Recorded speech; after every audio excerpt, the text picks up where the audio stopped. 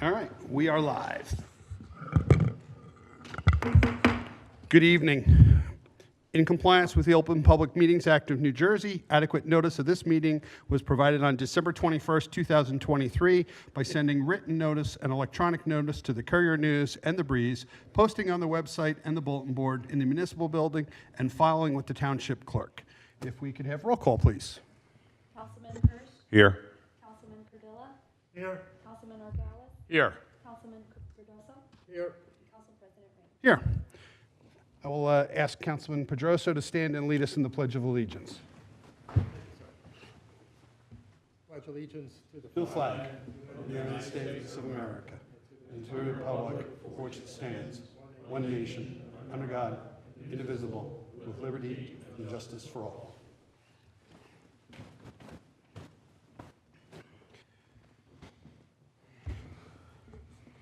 All right, we will start now with Township Council reports. I'll start with Councilman Pedroso.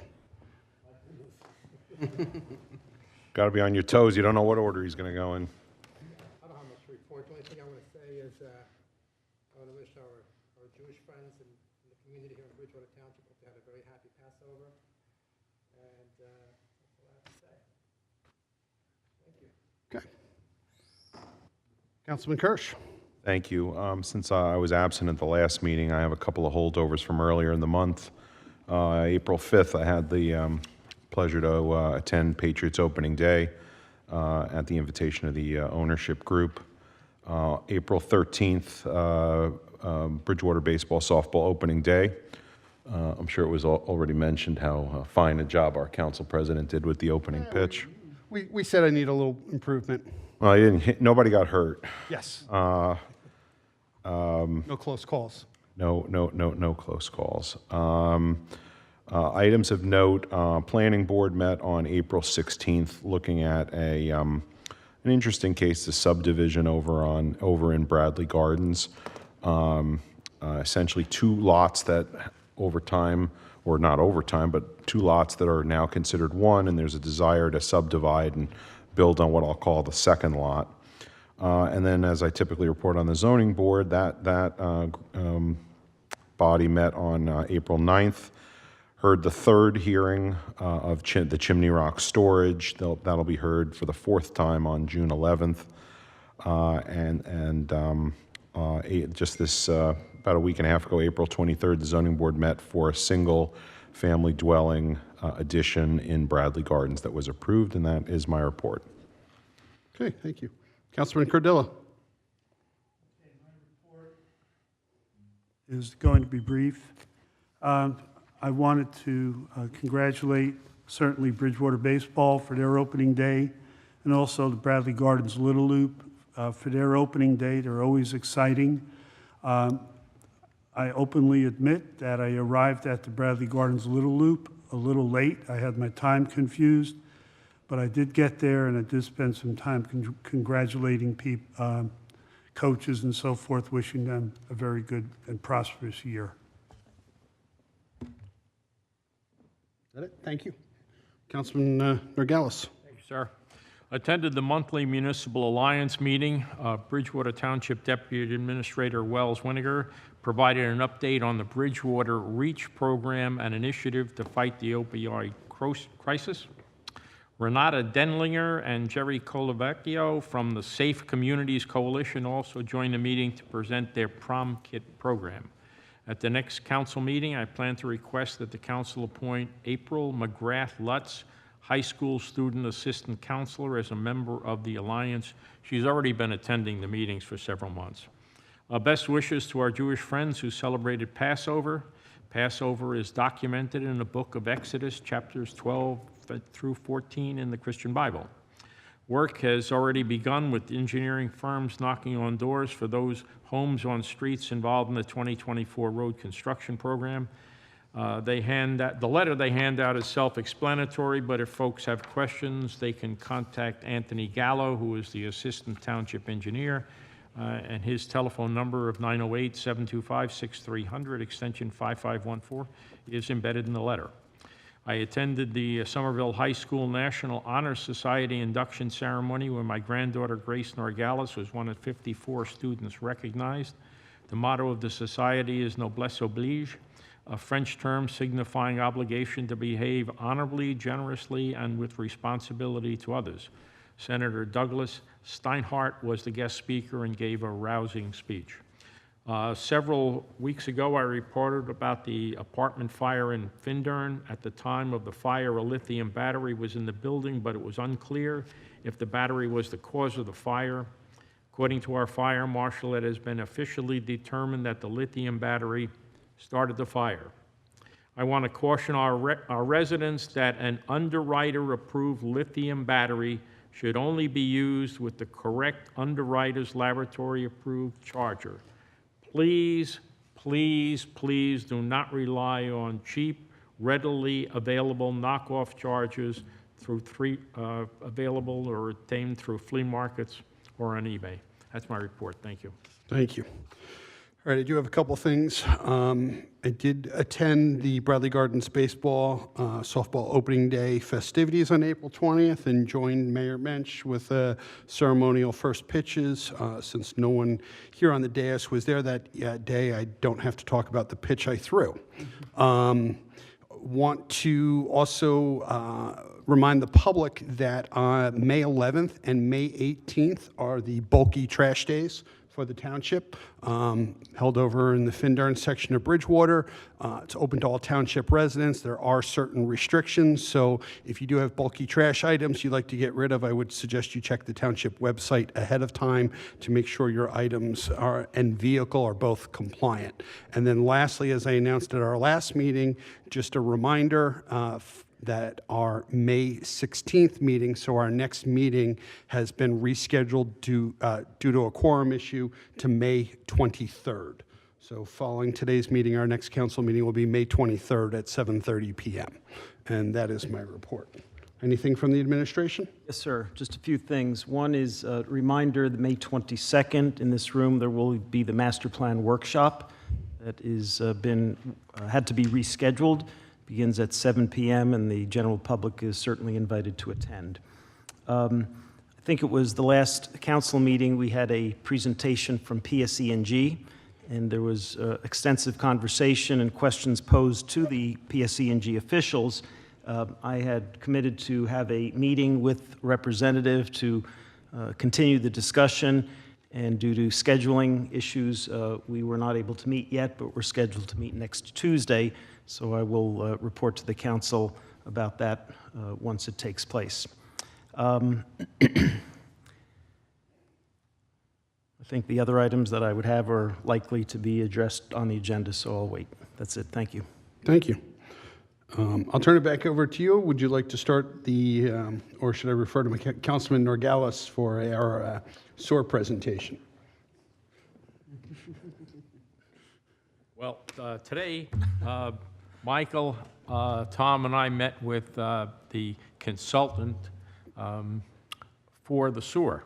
This is for the inverted siphon at Duke Island Park from our side of the river to the Hillsborough side. It's a very, very complex process, highly technical in nature. I believe it's on target for a lot of DEP work. There are a lot of permits that are required before it can move forward. I don't anticipate there will be any movement before the end of the year. And the best we can do is after the permits are all obtained and approvals from DEP and whoever else needs to, that the package would be sent out for bids. By the way, this is at absolutely no cost to Bridgewater Township. This is the penalty for polluting of the river over some finite period of time. It's part of a dam removal process behind Duke Island Park. If you ever use the walkway there, there's a dam, and that will be removed, but it cannot be removed until after the 54-inch pipe is removed and 2 replacement pipes sunk 6 or 7 feet under the river. So it's quite a project. Yep.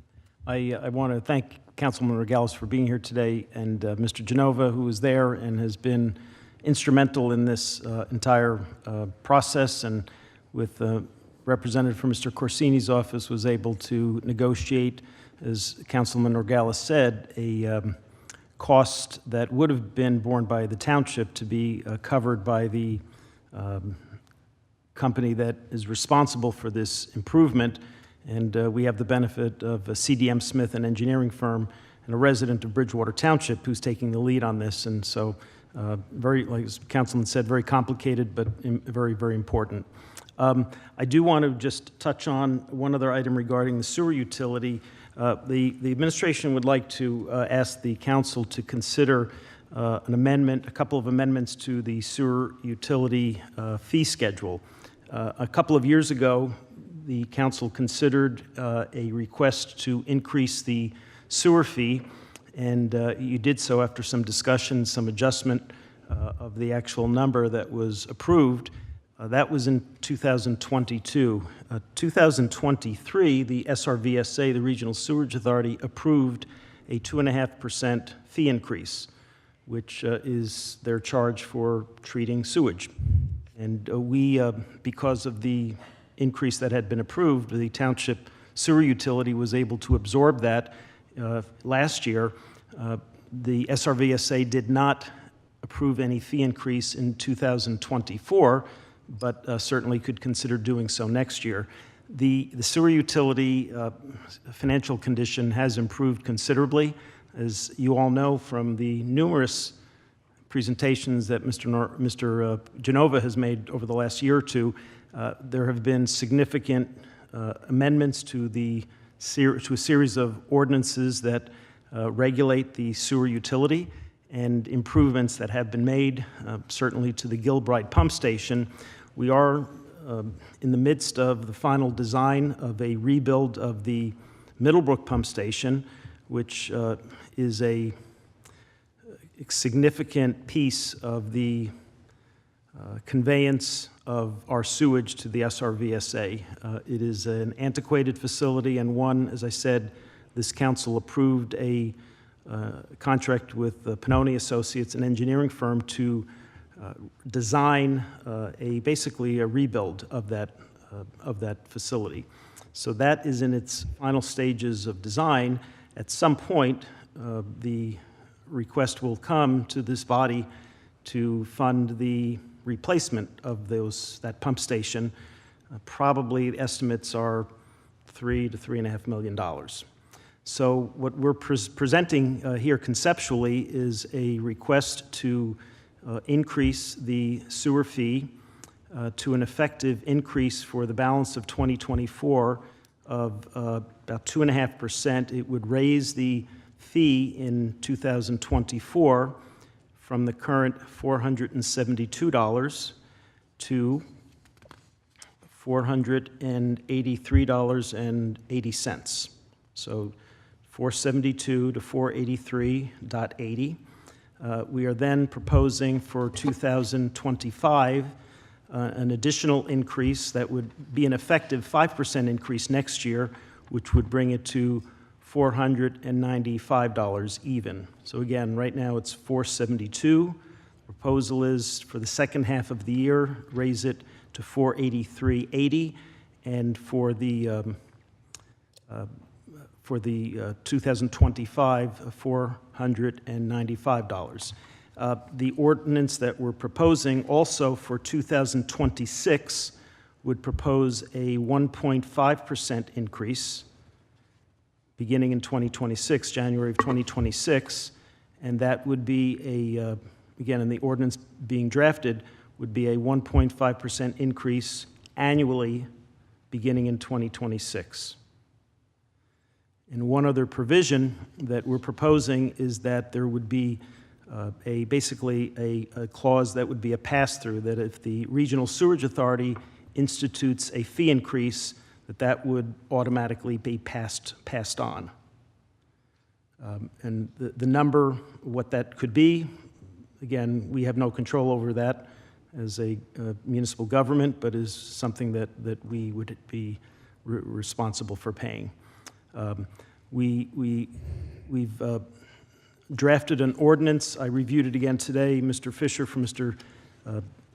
Corsini's office has prepared it. I actually found a typographical error that he had to make late in the day today, and be happy to obviously share this with the council, but we would appreciate your consideration, and if you have any questions or would like to discuss it now or in the ensuing days or weeks, I'm available. I have a few questions, and in full disclosure, Mr. Pappas and I have discussed this separately. So, as I understand it, there is a desire to set the rate for 24, set the rate for 25, except that it may be influenced by an SRVSA increase, and then essentially set the rates for 26 and beyond, with also the possibility of an SRVSA. Conceptually, I'm in favor of that. One thing I'm concerned about, though, is that the out years, there may be some questions, concerns, issues. I would want to make sure that if we can do this in one shot, that would be preferred. If somehow we cannot do this all in one shot, I think it's important to have no additional delay in setting the 24 rate so that the ratepayers can know what it is, and so that we can start a schedule for a collection, and we can obviously be bringing in revenue. So if we can pull all that off, I certainly support that, but if we have any questions or concerns about what the 25 and the 26 and all that stuff looks like, I would like us to consider paring back to take more rapid action on the 24 portion. If I can just add one more thing, I failed to. The percentages that I've mentioned, the increases, would also apply to connection fees. Those are fees that, again, council previously in a separate ordinance, I guess it was also in 2022, had approved an increase. And again, the proposal is to capture the other fees, such as connection fees, with those corresponding increases, those years that I've mentioned. And then yes, thank you. The other thing I want to make sure that we're clear on with our intent is looking at the calendar. Our next meeting is May 23rd. The meeting after that is in the first week of June. So then this requires, and this is an ordinance, so it's a introduction and then a hearing 2 weeks later, correct? Yes. So then the earliest that, I don't have a calendar in front of me, but I think the earliest that we could do this would be June 6th. Now, is there authority to start sending bills at that moment, or is there a waiting period before we can start to send bills? Let me just say, I'm sorry, one thing I did not outline, that the proposal is, again, when the council approved the increase a couple of years ago, there was the sensitivity the governing body showed by allowing people to divide their payments 50%, 50%. So what we're proposing here is that if again, people would choose for 2024 to break their payment up into two, the first payment would be due August 1st, and the second one October 1st for 2024. Thereafter, we would go to March 1st and September 1st. Okay, just a follow-up question about that. What I'll call the main tax bill is due on August 1st. Is it problematic to have two bills due the same day? From a staff perspective, no, they can deal with it. Okay. So that's the concept, the calendar we're proposing. You got to pay them all. Okay, and the reason I ask is I know there has been a previous practice to not collect on the same date. But again, as long as that does not create an operational challenge, They go to the same lockbox? We use a lockbox, so it's not, Okay. the bank puts on as many people as they need Okay. in the envelopes. I just want to make sure that, we're not creating an unintended downstream consequence. I would offer one thing, 48380, very unusual number. I would probably round that to 485 and be done with it. I realize it's fractured. It's just that when people are dealing with pennies, it's kind of awkward, and I think they probably prefer to write it. At that point, I'd go to 484, because when you do partial payments, you're paying pennies. But could you just clarify the way I understood it, and then the way Councilman Kirsch asked about it, the 2025 rate of $4.95, would that rate be set, or are we saying it could be $4.95 or higher based upon what the sewage authority does? Yeah, it could be higher. The Sewerage Authority does increase the treatment charges. We don't know what that is. Now, the SRVSA typically will approve their budget early part of the year, probably by February. Understood. And, obviously, the council could always amend this and change it if you would choose to. I guess my only concern because again, I want to make sure that this logistically works. I don't want to create incremental challenges.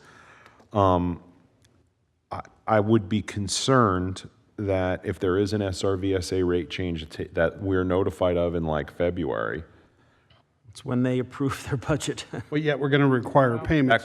that could set us into a situation where we may have essentially a delay. March 1st wouldn't work then, if they're doing Understand. an increase. Right, I understand. Maybe we want to consider a different first payment due, just so that, because the last thing that we want to do, learning from the experience with the school referendum, the last thing that we want to do is send out supplemental or corrected tax bills. So I think there's obviously some logistics. We will get a copy of the ordinance. I think that's some stuff that we can absolutely Sure. discuss. I will share with you the one thing. I'm comfortable with 2024. I'm comfortable with 2025. The notion that we're just going to increase from 2026 onward by 1.5%, I struggle with. I feel like when we pick a number like 1.5%, we might not mean it, but we're presenting something that basically says we're raising the fee because we could.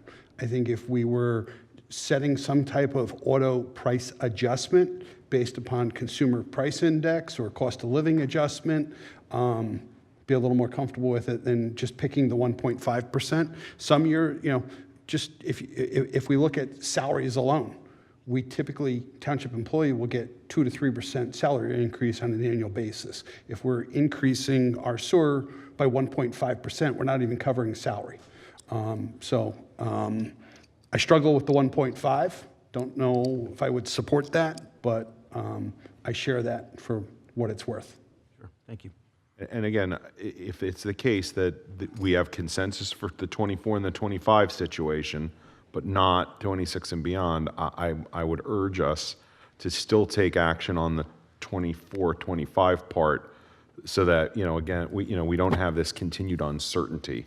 Agreed. I'm happy to. Of what the yeah. utility rate What is. you're saying is we might have to break this down into two separate pieces. And yes, the preference would be if we could bite it off and take care of it in one shot, great. If we cannot, let's pivot to the 24, 25 solution first. Councilman Pedroso, any comments, questions? I do have a question, thank you. Right at the topic, Mr. Pappas, not that I support this, but I'd like to know more about it. I know that a lot of communities in New Jersey have gone private. They basically have taken their sewer and they've, sold it off to private entities, some New Jersey American Water or some other company. Have there been any exploration at all by the administration into something like that? Yes, we actually began this probably a year and a half ago, and we are actually going to be coming back to the council for likely an award of contract to an engineering firm to assess the physical conditions of the system. Probably within the next 2 months, we'll be back for that.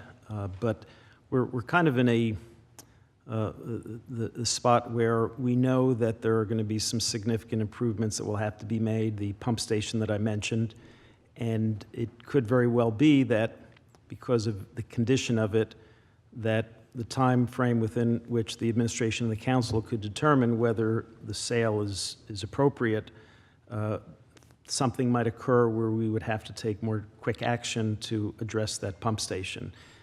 As I've talked to in fact today, just Mr. Pandos and I had a call with Anthony Inverso, our financial advisor, who had done a preliminary financial analysis back a year and a half ago. He's going to try to update that because he prepared that a short time after you approved the last fee increase, and the financial position of the utility has improved.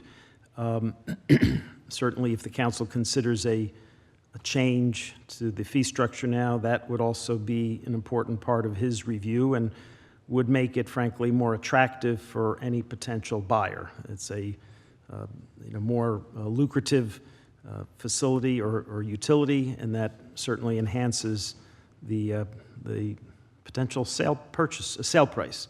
So yes, we will be back to you within the next probably month or two to discuss, as I said, engaging an engineering firm. I think it was President Reagan that said that the private sector does a lot better than the government. And again, I mean, I'm not saying that I support it or don't support it, but I'd like to know the facts of what that would entail, what's the bottom line to the resident? Would a private company be more efficient at managing the sewer system and therefore save our residents money, right? And still provide a good service. So those are things that I think should be looked into. I'm glad you're doing that, and so I look forward to hearing more about it. Very good. Thank you. Thank you.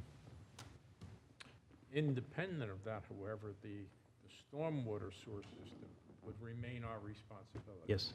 Yes. So the kind of equipment that we use for the sanitary sewer, we'd still need to some degree for the other stuff.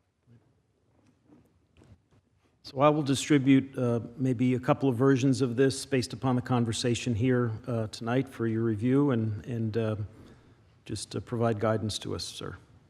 The only other thing I wanted to add was I concur with Council President Ring that the number that the sewer rate is increased should reflect the actual need of the sewer, not just an arbitrary number that's picked out of the hat. So I do agree with that concept. Okay. Councilman Cardillo, you didn't get a chance. Any questions, comments? Just listening to Mr. Pappas' comments and knowing the problems that we've had in past years with the sewerage rate, I would look forward to making a decision on a ordinance change that gets us going in the right direction and sets the table for us so that we're not looking at this every other year or so. I think the part that's related to the increases by the sewerage authority could be the issue here that we don't know what the numbers are going to be. However, when the time does come that there is an increase, we're obligated to pay that increase anyway. So Yep. I would look for language that supports, addressing those increases without having to redo the ordinance and so forth. When they declare a fee increase, is it effective at the next month, or is there a future time when it starts? I think it's effective when approved. I also believe increases have to be approved by the Public Utilities Commission before they can be presented to municipalities. So I think there is a check and balance in there before it hits us. But over the years, as we have debated our fees, supported it through the budget and all that, I think this is a step in the right direction to get it under control and, to get the bill paid the way it should be paid. Just in the interest of giving some guidance to the administration, just kind of a straw poll, do we think this is one ordinance change, or do we think the 2024, 2025 pricing is one ordinance change and future is a separate ordinance revision? In my opinion, I think it's one. Yeah. One? Yeah, I'd like to see 24 out of the way before we, incorporated 25, but Okay. I look forward to reading the document. I've stated I'm willing to do the two together if we can, but if we need to, pull the We wanna make- yeah. parachute and, We need to get 2024 done. right. I'd like to attempt to solve the whole problem. Councilman Pedroso, individually or separately? I'm sorry, individually or collectively? I'm open to both if they have the proper solution. I mean, it depends upon, the devil's in the details. Depends on what the numbers are and how the 25 number is calculated. I don't know if that helps you any. I'm trying to give you a little specific guidance, so, okay. Anything else on the sewer utility? If not, I will take a motion to open to the public. Excuse me. Yes. Did we do approval of minutes? I'm sorry, there are no minutes to approve. They're being carried to the next meeting. Very well, thank My you. apologies. I should have announced that. So moved on, open to the public. Do we have a Second it? All in favor? Aye. Opposed? All right, we are open to the public. Members of the public wishing to address the council on any matter will be allowed 2 minutes to speak unless there are unusual circumstances. Unless we can convince Roman to come forward, I move that we close public input. I'll second. All those in favor? Aye. Aye. Opposed? All right. We are closed to the public. We have no public hearing, final action ordinances. We have an introduction of an ordinance, 11A, an ordinance amending the code of the Township of Bridgewater, Chapter 40, Substances, Hazards, to add sections relevant to reimbursement of costs to the township and violations and penalties. I know that we had a presentation on this. I know there's been some comments. Just to clarify, this is not a new ordinance. This is an existing ordinance where the township does have the ability and has collected fees from individuals responsible for hazardous material incidents. It's mainly focusing on putting in a provision for non-payment, as well as giving the opportunity to the township to recoup some of their costs through the process by adding an administrative fee. As I understand it, this is to put some teeth in the ordinance so that people who should be obligated to pay their bills and do not, Yes. we could do something about it. So I guess looking for a motion to introduce. I have a question. Okay? At the last meeting when we had a presentation, I had raised the issue that the ordinance should apply only to, should apply to the non-typical accident involving a personal car. And then I think Mr. Corsini circulated or provided a draft of a version that basically provided additional language. It was a one sentence that said that it would only apply if the spillage was over 25 gallons, which I supported, but I don't see that in this version of the ordinance. So I apologize. I thought from your emails you felt the 25 was, I know there was 25. Sergeant Edwards came back. There's a couple things relative to that. The state DEP requires notification for anything over 5 gallons. So 5 gallons is kind of a threshold that triggers that. And then the other piece to that is if we put a provision in the ordinance that limits it to fuel spills over any set number of gallons, it hinders our ability for collection on any electric vehicle fires, which can be a hazardous material incident without having any fuel spills. That's only a good point, but I'm sure that could have been added in and worded appropriately so that would have been covered. I am concerned that the ordinance will basically, a couple things. Number one, it expands government. It adds the bureaucracy of government, because now we have to go around and send bills to all these people and then try to collect the bills. It's going to increase, obviously, it's going to have administrative costs, it's going to have collection costs. That's number one. Number two, the average resident, the average Bridgewater resident who gets into a fender bender here in Bridgewater and has some gas spilled out of their car, small amount, shouldn't be charged. And I think we all agree with that concept, right? That the small accident shouldn't, the resident shouldn't be charged. But I know that in the email exchanges that I had, that intent was expressed, that the ordinance is not really, the underlying intent is not to charge, a single car accident or a small fuel spill.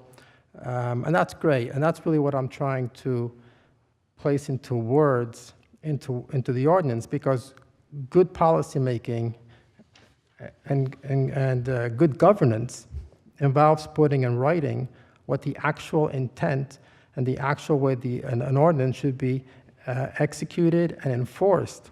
And so it should clearly state when it applies and when it does not apply. And if the intent is not to charge a small car accident that has some minimal fuel spillage, then the ordinance should have some limitations and should state that. And I'm concerned that it doesn't. I certainly would not want Bridgewater residents to get a bill in the mail for some fuel cleanup because they had an accident in Bridgewater. And so you could say, well, maybe the insurance company will pay for it. Maybe it will, maybe it won't.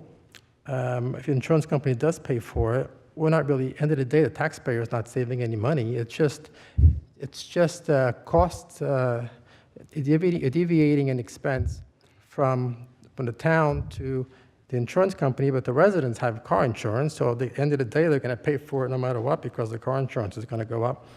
So in all practicality, I just think that the ordinance should not, the Bridgewater residents should not get a bill in the mail because they had a car accident, and there was some small fuel spillage. Now, having said that, if hazmat is called and the fuel spillage is significant, I think 25 gallons was a reasonable number that Mr. Corsini proposed, then I think it's fair, certainly at that point, that someone should pay for it. I don't dispute that. So, yeah, so. If I may, Philippe, there are a lot of car accidents that involve fuel spills, and they can be gas, they can be oil, and basically every fire company carries kitty litter, as do the tow trucks. And most of the stuff gets swept up, put in a can, and goes off. And I don't think we're talking, for anything less, a couple of gallons with some kitty litter, we're not talking about going through the process. And really, when it comes down to it, in an emergency response, you don't differentiate between a Bridgewater resident and somebody from Boundbrook. If there's an accident and the fire department is called, they do their job. And I think the whole intent here was to put teeth in this. It has indicated that the parameters have to meet the FEMA guidelines. This is not to be a cookbook where, if it's 1 quart of this, we're going to do this, and 5 quarts of that. So Let me just say, important to point out. Let me just that this is respond to him really quick. Let me just respond to Howard. Just 2 little short things. Number one, you're correct. The ordinance should not differentiate between a Bridgewater resident and a non-Bridgewater resident. But I'm elected to represent the Bridgewater resident, so I advocate on their behalf, and I take that very seriously. But I concur with you, the ordinance should not differentiate. With regards to what you said at the very beginning about how, small spills, the fire department carries kitty litter, and they sweep it and they clean it, and that's great. And I understand that happens, but what I'm saying is that the ordinance, in its words, should basically have that principle in the ordinance itself. It should say that until the amount reaches a certain level, and we could obviously debate what that level is, then the resident shouldn't get charged, right? Because it's cleaned up. But the ordinance should state that. I mean, good policy is detailed and provides a clear line as to when something is enforceable or not. Just to clarify a couple things for any of the public watching this. If this ordinance that is being proposed to be introduced were not to pass, the current ordinance on the books today allow the township to recoup costs. This is not a new pass-on cost. This is putting more teeth into it. There was a comment made about a small car accident. Well, the reality is if tow truck service comes out, no emergency services responds, that tow truck service has to clean up any fuel spills. Guess what? they're billing the resident's insurance company for cleaning up fuel off the road, for dumping Speedy Dry and sweeping it up. Once you get into setting 5 gallons versus 25, fuel, antifreeze, oil, brake fluid, whatever windshield washer fluid, all these fluids on the ground, there's no way to measure how much has come out of a vehicle. There was recently a car accident in Bridgewater. It was a single car accident, one individual involved. Unfortunately, where he crashed his car, I happened to be there as a first responder, all the fluids from that vehicle ran down the road into a storm drain.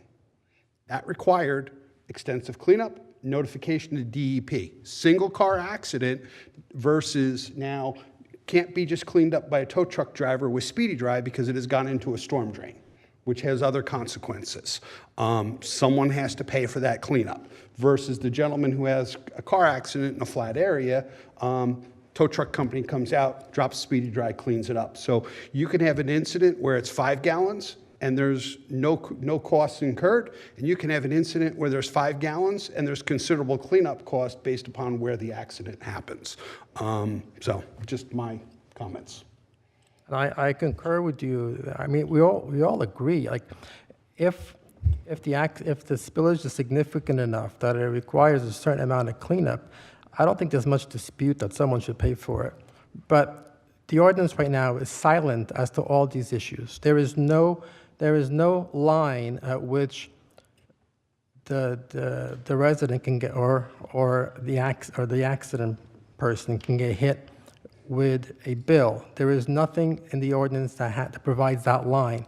Well, I'm saying that the ordinance should have that line. Okay. We can certainly discuss what that line should be, but the ordinance is not adequate because it does not provide enough information for someone to know, a reasonable mind to know, what is that amount? At which point am I going to get hit with a fine or a charge? So, I'm comfortable with moving to introduce this, recognizing that another 3 weeks could go by and people can offer their comments back through council. No, I just have I support Howard's motion, but I also want to say is, responding to incidents over the years, I've yet to know somebody who could look at an incident and say how many gallons of whatever have spilled. You know, you have a spill on the road, it has to be contained, it has to be cleaned up, and there's an allowance to get reimbursement for those activities, and I think we should support it. Was that a second? Yes. Okay. Additional discussion. I guess I have a question for Mr. Corsini. If there is consensus among the council to add additional language, identifying essentially what is a small spill versus what is a larger spill, would that be considered, relatively de minimis and could be handled as an amendment, or we'd have to start the process all over again? Start over again. If it's a keystroke error, if it's punctuation, Okay, so something of that nature would essentially require us, if we want to move in that direction, to then not take action on this draft and then reintroduce a draft that may include those items. Or to take action on whether I agree with Councilman Pedrosa's comments or not, his comments really are not about the changes to this ordinance. His comments are about the existing. No, I understand that. I mean, I understand. There's two approaches. One is to revise this proposed ordinance. The other is to act on this ordinance and then propose a subsequent ordinance change. I understand what's at stake here, and that, what is on the table from Councilman Pedroso is a secondary scope. I understand that. I was not at the meeting last week. It sounds to me like maybe there was an anticipation or an expectation that secondary scope would be in here. Is that correct? well, it wasn't guaranteed, but Mr. Corsini was going to look at it, and then he did provide a Mr. Corsini did look at it. He provided made some proposed language changes. Our in-house individual who handles these requests and has been handling them, and the back of this document, you have a summary of what has been done over the years. Certainly not a large sum of money, but there was some concerns because a small fuel spill can still have extensive cleanup. It's not small versus large. It's small expense versus large It's expense. correct. It's Right. a lot of it has to do with where the spill happens. You know, if you overfill your lawnmower, you knock over a 10-gallon gas can in your backyard, it's on your grass, you got to clean it up. You know, 4 gallons or 5 gallons of gas that goes into a storm drain sets off in the state's world a whole different set of response and notifications. The language that was proposed to be added was one sentence in the discharge paragraph. Basically, that paragraph would conclude with, the term discharge shall not include any spill related of 25 gallons or less of gasoline from a non-commercial vehicle.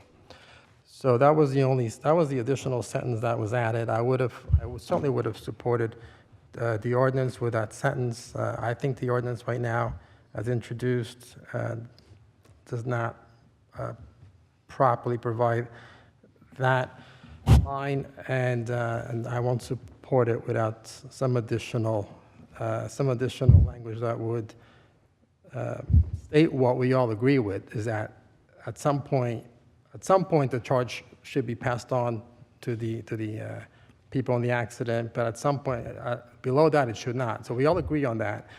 And whether it's 25 or some other number, I'm willing to discuss that number. Whether the term gasoline should be changed to gasoline and other liquids, I'm open to that. Whether it should include electrical vehicles, I'm all open to all sorts of things. But I think there has to be some explanation in this ordinance as to when it kicks in. When is someone going to be on the hook for that expense? I guess where I'm concerned, and I apologize for, again, not being at the last meeting and hearing the portion of the conversation, but I don't know that the number of gallons is the key. I think it's the complexity of the spill, and I don't know. I guess I would ask: is there a way for us to define complexity of a spill in a rational way? I think that's the challenge, and I go one step further. A few years back, there was a resident in Bridgewater, and again, I happen to remember this incident because I responded to it, who attempted to clear a clogged drain in his house. And the individual happened to mix several different chemicals in an attempt to clear the drain. And it actually caused this reaction in our sewer system. On a Saturday night, we had to bring out folks, open manhole covers, go into adjoining homes because of the odors that were going into the, created a whole incident that was not a fuel spill. But again, this individual created costs for the township by attempting to clear a drain in his house and entered products in that caused a reaction in our sewer system. A true measure of an episode is how long emergency services have to be on scene. Yeah. And what they have to expend to rectify the situation. And everyone is different. It's very difficult to quantify what should be charged and what. It would probably be 20 pages long. That would be the cookbook. Yes. We're not going to have a cookbook. Yeah. We can't, and the issue here is to recoup the cost of response to a spill. You know, a department, you could have a leaky tank on a tractor trailer. The fire department would respond and plug it. How many gallons of fuel leaked out? We don't know. We know we had a spill, we had a response, we acted to seal it. I think the simpler we keep this, the better off we are, because I have the opinion that there's no way that we can go in the field and determine what this is, how this would be affected by saying, oh, no, that wasn't 18 gallons, it was only 13 gallons. And what's the mechanism when a resident disputes the number of gallons? Are we going to hear appeals? Yeah, was it premium or regular? We have a motion and a second, Mr. Chairman, to move this, to act on. Any other comments? If not, I will. Well, I mean, just, since we're going to have to make a decision here, I guess, again, this comes down to, do you want to do a one-step approach possibly later, or a two-step approach? Again, it seems to be the second time that we've had this same question during this meeting. It feels to me like, there's a lot of questions about defining a spill and how serious was it and everything else. I would like to see us revisit that question because I think it is serious and germane.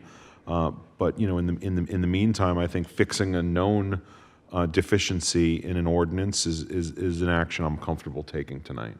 Okay. I would call the question on. Well, unless anybody has any other comments, I will ask Madam Clerk to roll call. Councilman Kirsch? Yes. Councilman Cardilla? Yes. Councilman Morales? Yes. Councilman Pedrosa? No. Council President Ring? Yes. And if we could have a set public hearing. Final action is scheduled for May 23rd, 2024 at 7:30 PM here in the municipal courtroom. Public inspection of this ordinance is available on the township website, bulletin board, and through the clerk's office. Okay, May 23rd, 7 PM. Thank you.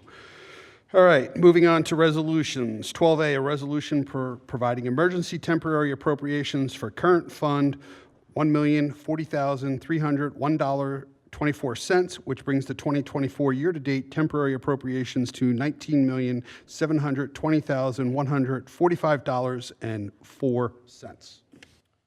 The list is very detailed, as you can see, to the penny. We frankly had hoped to be able to propose an ordinance to be introduced tonight, and since we were not able to and expect that in advance of the next meeting for the council's review, Mr. Pandos has requested this. Move 12A. Oh, well, I have questions. Hang on, we have a motion. Do we have a second? I'll second it. We have a motion and a second. Any comments? Councilman Pedroso.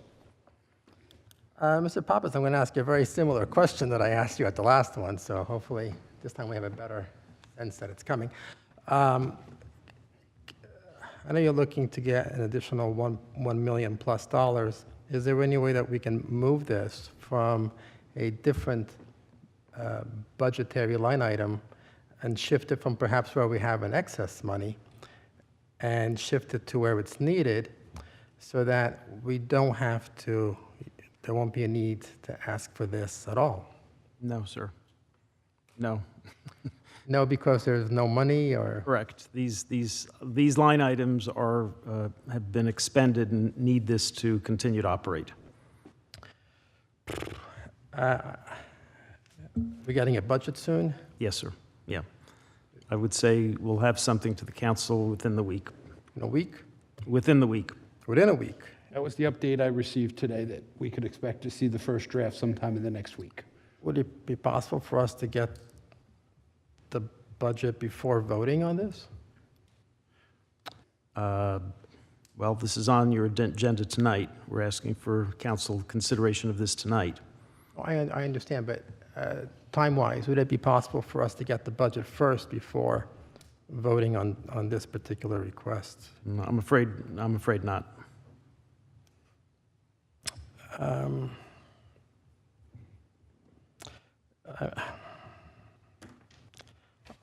I guess my overall concern is that as the resolution itself states, the 19.7 million temporary appropriation budget that will now be by virtue of this increase is 55.5% of the 2023 budget, which, if you extrapolate that number, puts us at a rate of going 11% over the 2023 budget. And so, from my perspective, is that without having a budget, a 2024 budget, I don't know how serious to take that number. So the example is, for example, if I get a budget, as you're saying, within 7 days, and that budget has a de minimis increase over 23 overall, then this 55.5% number here is not really that important, right? But if I get a budget next week and it has a 20, I'm going to exaggerate, 20% increase over 2023 budget, then I should have been taken that 55.5% number more seriously. So I really need to have a sense of the budget to make a reasonable decision on 12A. since I don't have it, I'm not going to pass judgment on it either way, but I'm going to vote no because I don't have that information. I understand. The only best way I can respond is I think Mr. Pandos had said early when one of the, either the temporary budget or maybe the first amendment to that, there were several expenditures that had to be made early in the year, like a pension payment that was not proportionate to the period of time, and that increased the overall number, and that was a $3 or $4 million payment. And so that's the best way that I can try to put this in context for you. I understand your concern, and as I said, we had hoped to be able to have a budget in advance of tonight that you could consider it for introduction. It is a very challenging budget. We are getting some revised numbers about some revenue, external revenue sources that are adjusting the budget that the administration will present to the council. And so we are trying to ensure that what we present to you is precise and accurate, and one that we all can depend upon the accuracy of the revenue and projections. And so the mayor wanted this presented sooner than this, and it is frankly our top priority on a daily basis to try to get something to you very, very quickly. I understand that, I appreciate that, and I'm very confident that we're going to get a very thorough and detailed and accurate budget from you, as we always do. It's just that, I would extrapolate an 11% increase over 23 without the context of having that in the overall 24 budget, not knowing where that all fits into place. It's just, I just don't think I have enough information, that's all. I understand. Thank you. Any other comments? I think we had a motion, did we not? Yeah, we did. We have a motion and a second. If there's no other comments, I'll take a roll call. Councilman Hirsch? Yes. Councilman Padilla? Yes. Yes. No. Yes.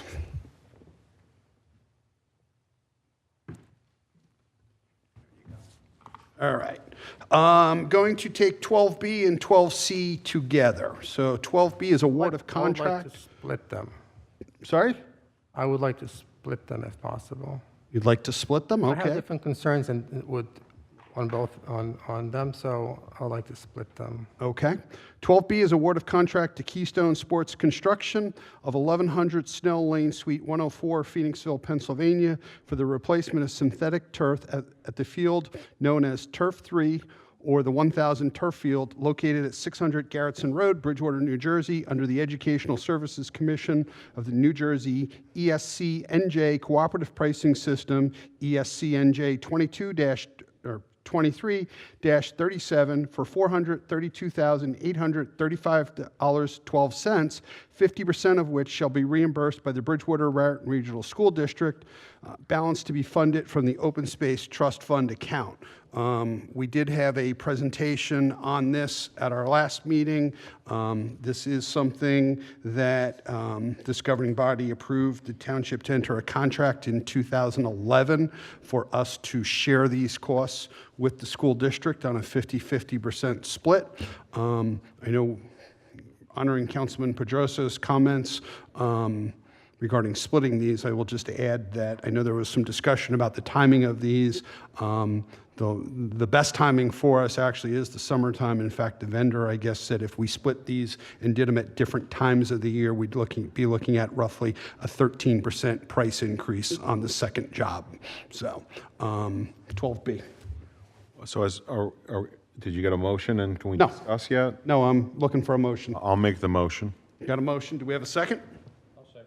We have a motion, we have a second. Comments? Yeah, so as far as discussion goes, I absolutely support as much cost savings as possible. It would appear as if the clearest pathway to get there is to group them together and take the 13%. During the meeting that I was at, I asked the open-ended question, if we have schedule flexibility to do the fields at different times, so essentially order both, but potentially do the second one at possibly a more convenient time for the vendor. What might that look like? Was there any information gathered on that point? Yes, it's in our packet. It would be 13%. Oh, I'm sorry, Yeah, that's okay. It would be 13% higher due to mobilization, project management. No, I understand. My question is there any savings by installing at a non-peak time? No. That's, It would be 13% higher because of mobilization of them coming here, equipment, setting up. which essentially means there's no discount at all, and they're not accounting for installing at a non-peak time. What I essentially asked was, if instead, is there an advantage to doing one in August and one in November? Because maybe we could do one of them in November. Is that information in the Correct me packet? if- Because I didn't read if it that I'm way. Reading this, it would be 13% higher to do them separately.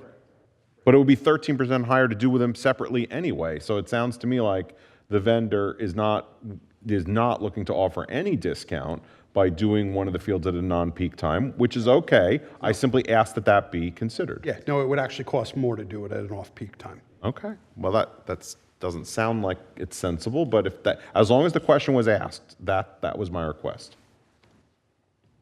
And don't forget, we're dealing with the safety of our children here. By all intents, this field is in terrible, terrible shape.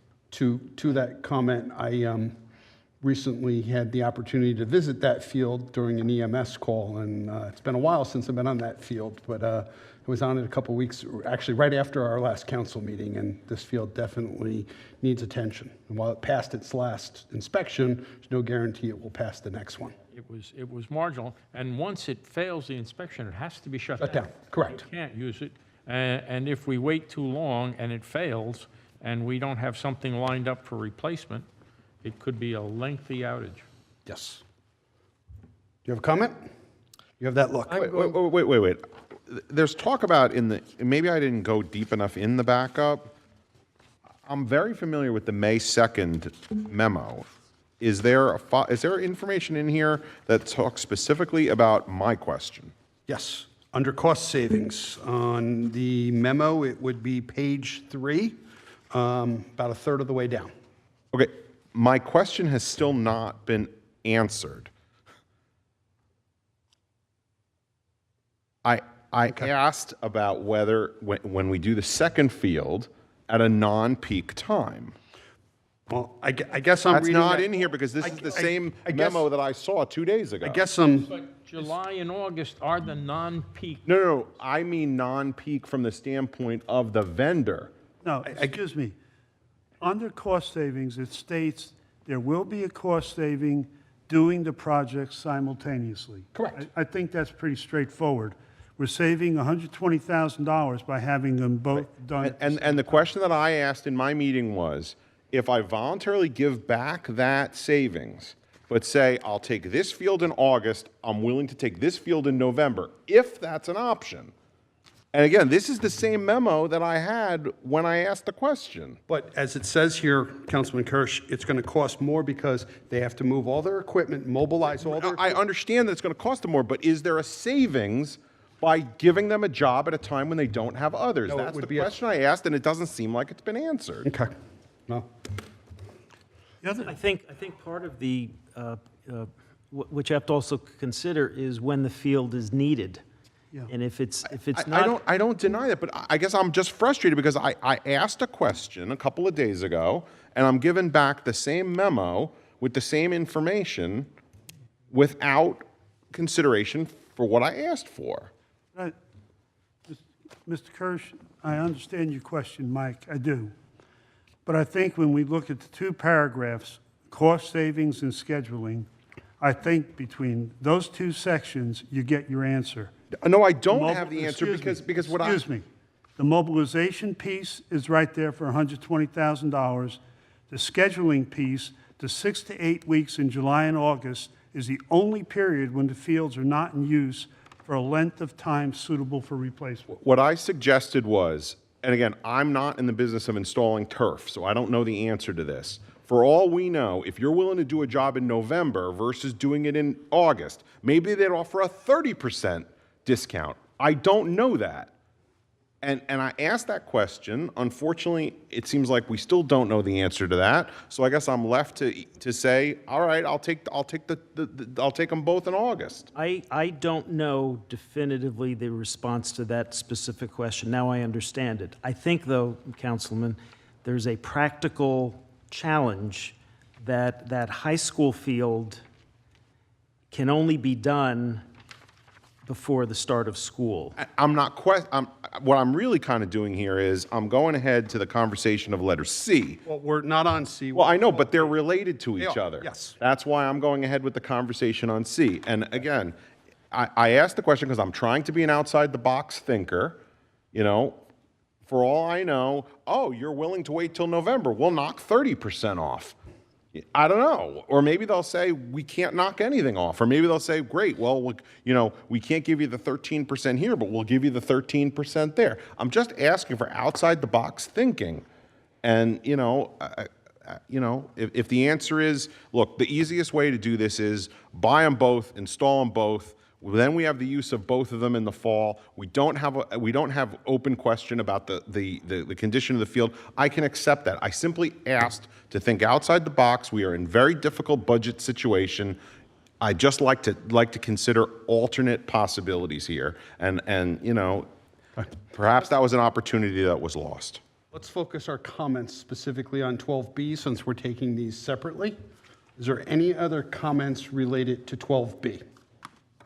Otherwise, we have a motion and a second. I will have more detailed comments as to 12C, but I will support 12B in large part because it's being done in conjunction with the Board of Education, and my comments that I will have for the other one, I don't believe will justify Okay. hampering the cooperation between the township and the Board of Education. Fair enough. Any other comments? Otherwise, we'll take roll. Councilman Kirsch? Yes. Councilman Cardilla? Yes. Councilman Orgales? Yes. Councilman Perdoso? Yes. Council President Ring? Yes. All right. Moving on to 12C, which is an award of contract to Keystone Sports Construction of 1100 Shell Lane, Suite 104, Phoenixville, Pennsylvania, for the replacement of the synthetic turf at the field known as the Municipal Complex Turf, located at 100 Commons Way, Bridgewater, New Jersey, under the Educational Services Commission of New Jersey, ESCNJ Cooperative Pricing System, ESCNJ 22-23-37 for $451,684.78 to be funded from the Open Space Trust Fund account. Now, I know we're going to have some comments. I will start with Councilman Pedroso. Okay. The Pledge of Allegiance, the council reports first, and I get the honor of I'm starting at that end because I know Councilman Wow. Kirsch has it, so I figured comments as well. I figured I'd work my way across the dais. Thank you. First of all, I do concur with Councilman Kirsch.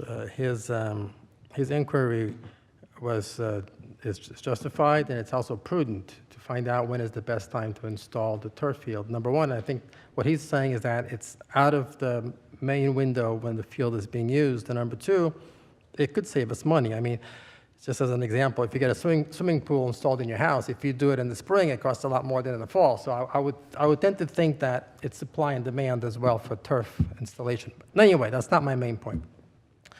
Thank you, Mr. Pappas, for the meeting that we had, where you took the time with your staff to present to us information about these fields. I certainly appreciated that.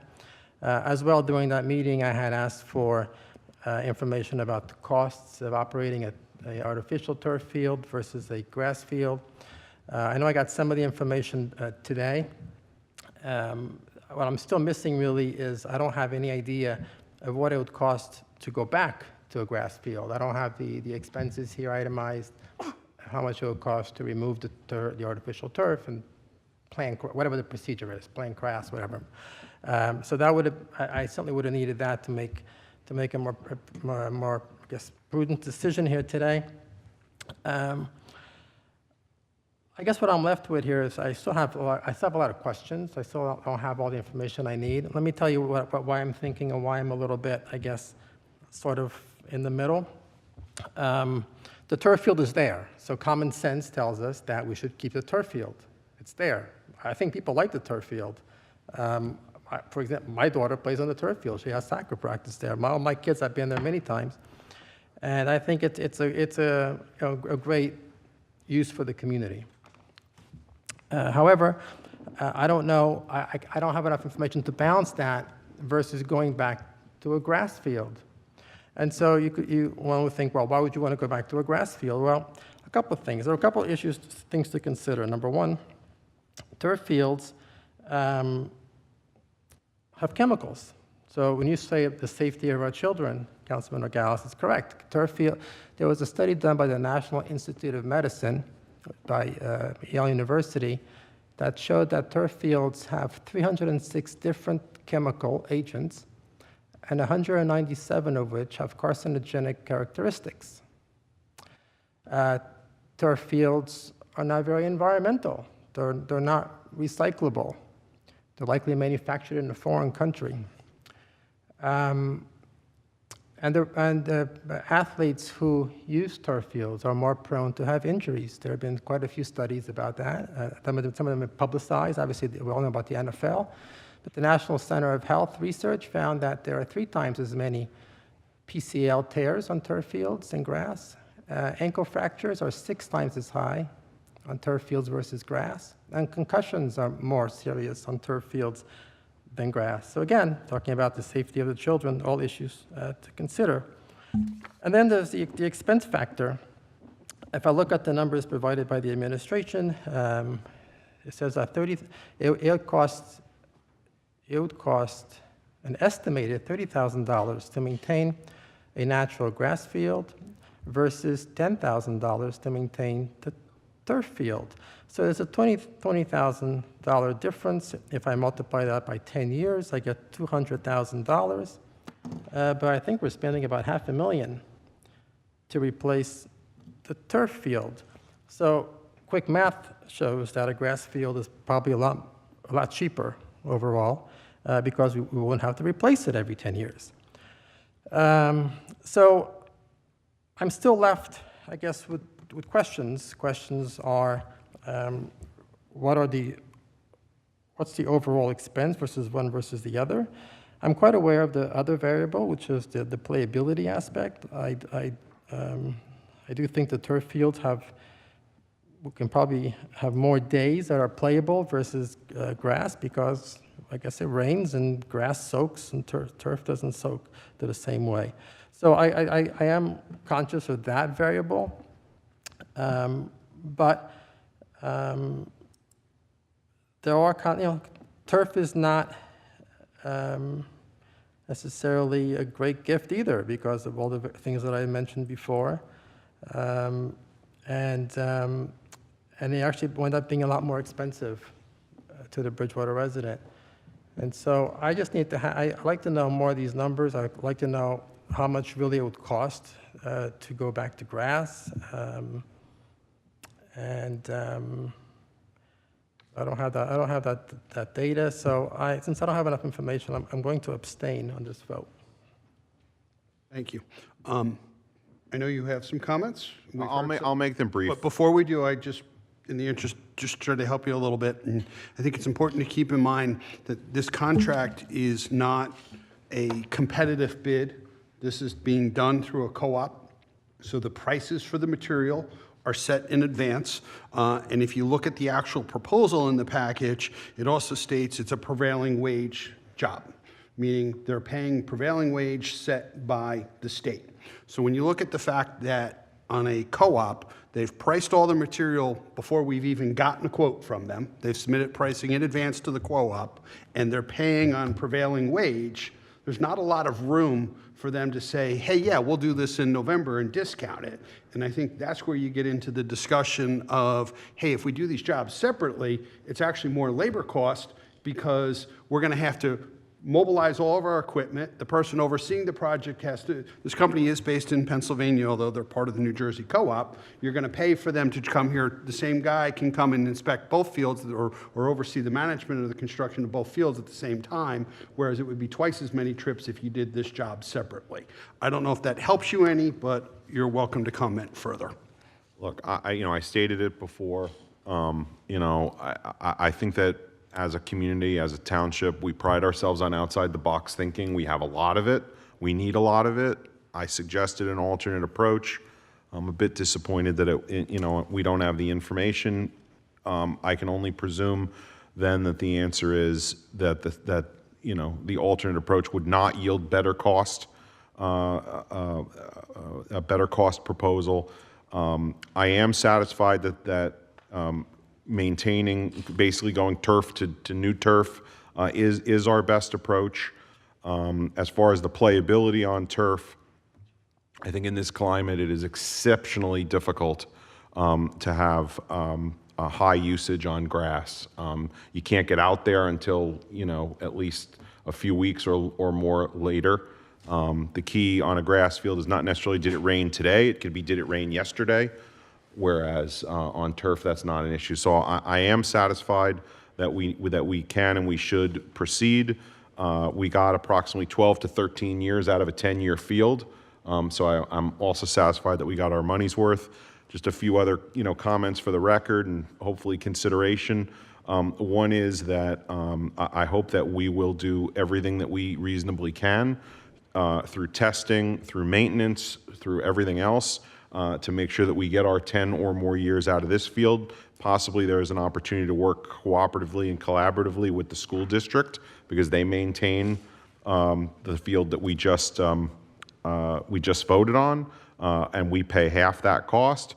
Perhaps, and they also have at least 2 other turf fields I'm aware of. Bridgewater baseball, softball has some turf that they maintain, so perhaps some level of collaboration and cooperation on a solution for how we're going to maintain these fields.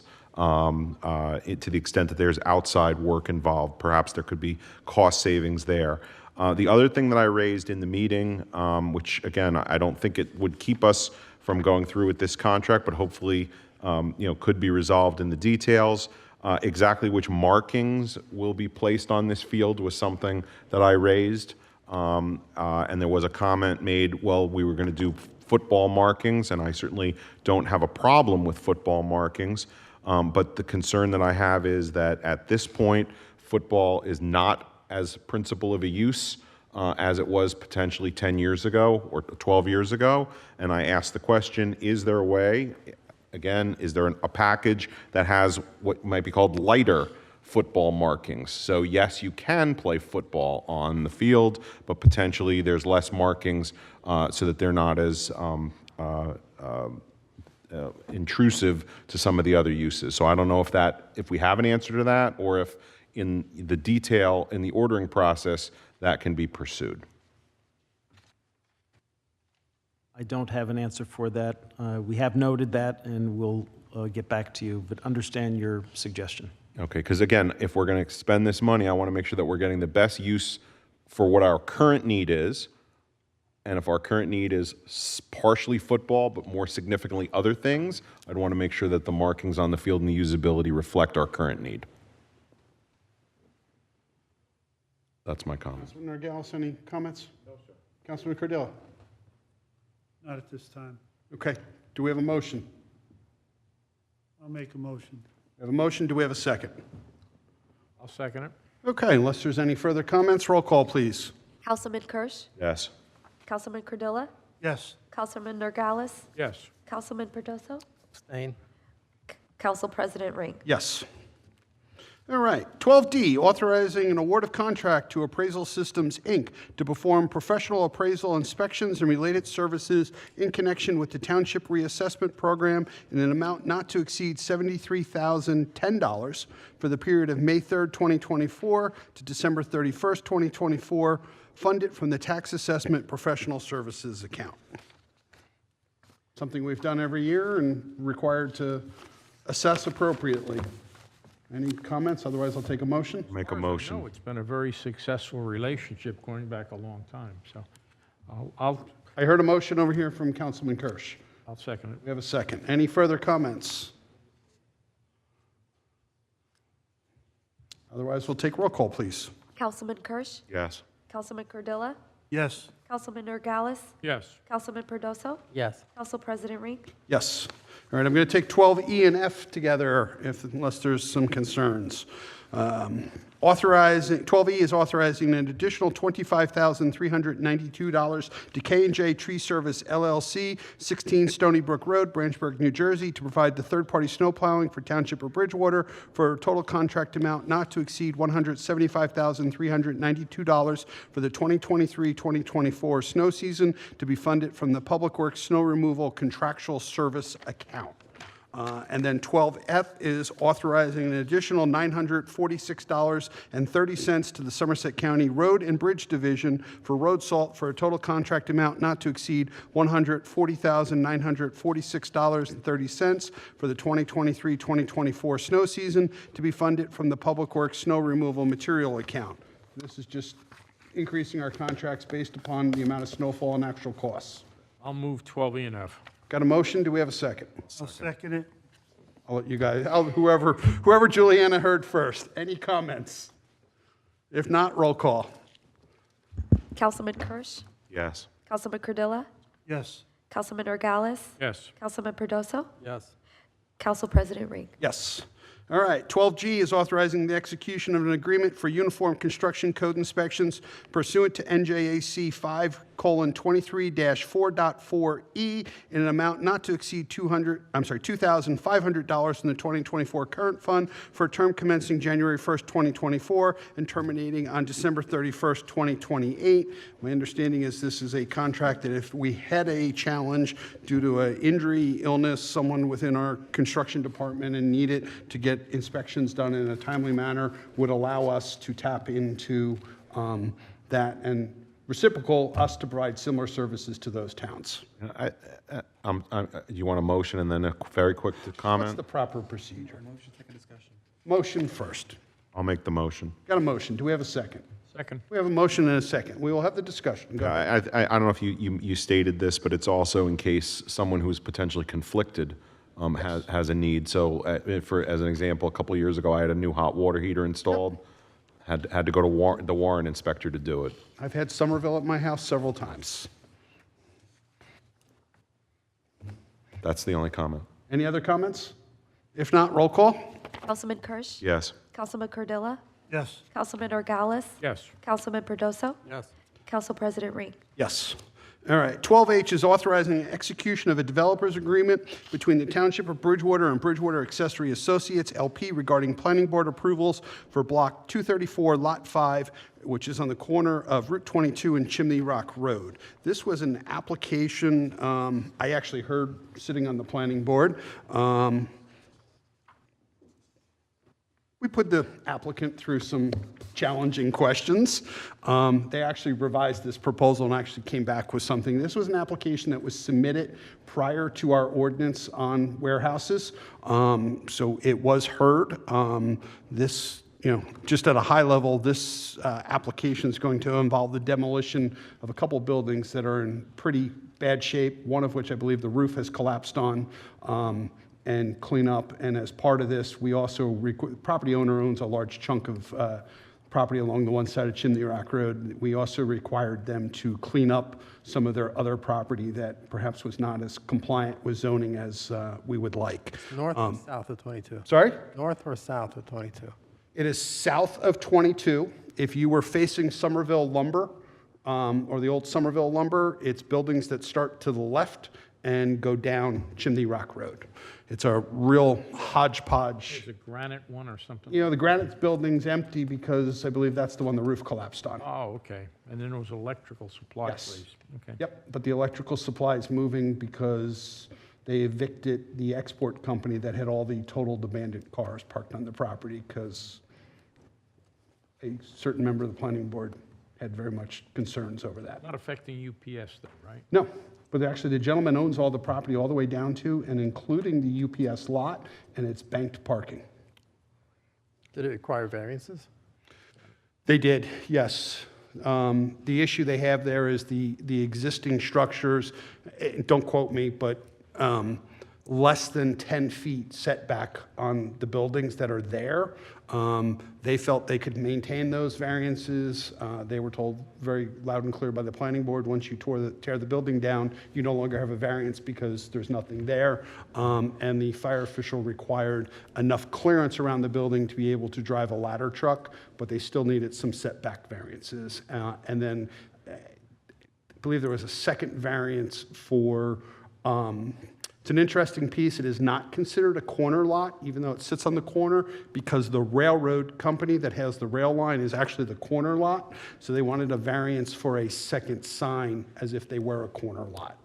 I But mean, they're surrounded by commercial yes, warehouse, it's all in the industrial park. industrial, so will it look similar? Will it- Actually, they tried to go upscale and make it look a little more similar to Whole Foods on the other side of 22.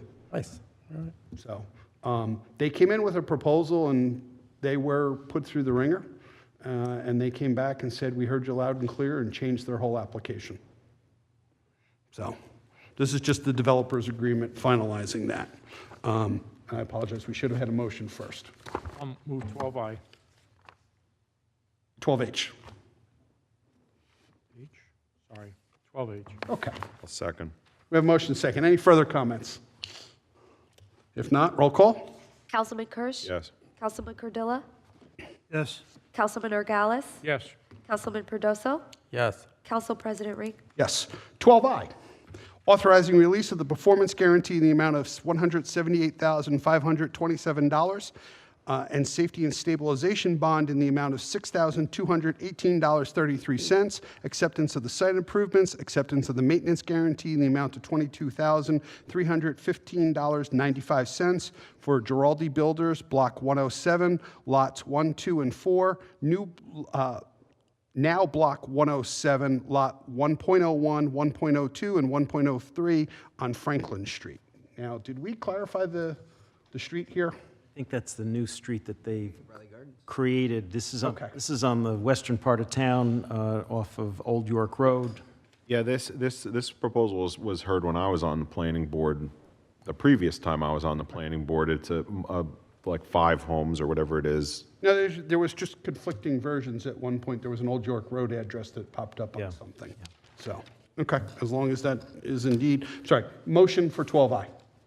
I'll make the motion. Second? Second? All right, now we'll further our conversation. Further comments? Roll call? Councilman Kirsch? Yes. Councilman Cordilla?